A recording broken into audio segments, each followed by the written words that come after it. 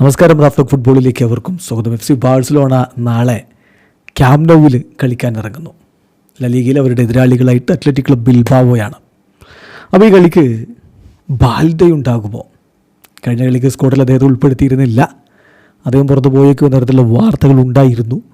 പോയ മത്സരത്തിന് മുന്നോടിയായി നടത്തിയ പ്രീ മാച്ച് പ്രസ് കോൺഫറൻസിലും താരത്തിൻ്റെ കാര്യത്തിൽ സംശയങ്ങൾ പറഞ്ഞ കോച്ച് കളിക്ക് ശേഷം പറഞ്ഞു, ഞാൻ അവനോട് പോകാനൊന്നും പറഞ്ഞിട്ടില്ല, പക്ഷേ അവൻ്റെ തലയിൽ എന്തൊക്കെയോ ഉണ്ട്, ആദ്യം അവൻ്റെ ഹെഡ് ക്ലിയർ ചെയ്യട്ടെ എന്നാണ് പറഞ്ഞത്.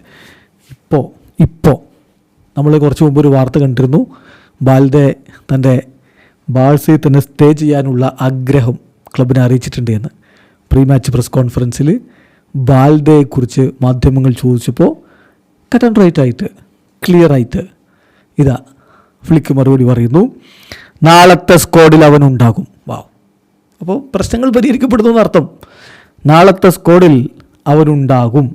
അവൻ കളിക്കുമോ ഇല്ലയോ എന്നുള്ളത് ആ മത്സരത്തിൻ്റെ പുരോഗതി അനുസരിച്ച് ഞാൻ തീരുമാനിക്കും. ഞാൻ അവനുമായിട്ട് സംസാരിച്ചിട്ടുണ്ട്.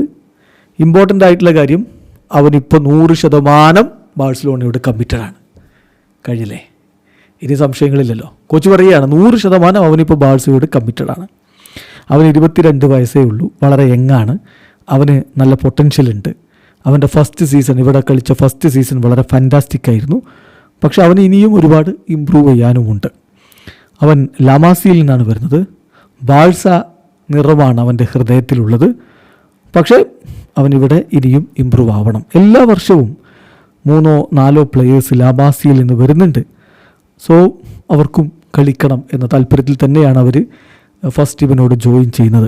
So they have to be 100% committed to professional football എന്നുകൂടി കോച്ച് പറയുന്നു. ചുരുക്കത്തിൽ ബാൽഡെ നാളെ ബാഴ്സലോണയുടെ സ്ക്വാഡിൽ ഉണ്ടാകും. ആ കൺഫ്യൂഷൻസ് അങ്ങനെ അവിടെ തീരുകയാണ്.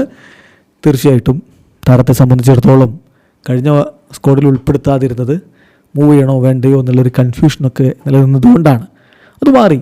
100% ബാഴ്സലോണയിൽ കമ്മിറ്റഡാണ്, ബാഴ്സലോണയുടെ കാര്യങ്ങളിൽ ഫോക്കസ്ഡ് ആണ് എന്ന് വന്നപ്പോൾ ഇതാ അദ്ദേഹത്തെ സ്ക്വാഡിലേക്ക് ഉൾപ്പെടുത്തിയിരിക്കുന്നു ഹാൻസി ഫ്ലിക്ക്. വീഡിയോ അവസാനിക്കുന്നു. ഫുട്ബോൾ ലോകത്തെ കൂടുതൽ വിശേഷങ്ങളുമായി റഫ്ലോക്സ് എടുത്താം.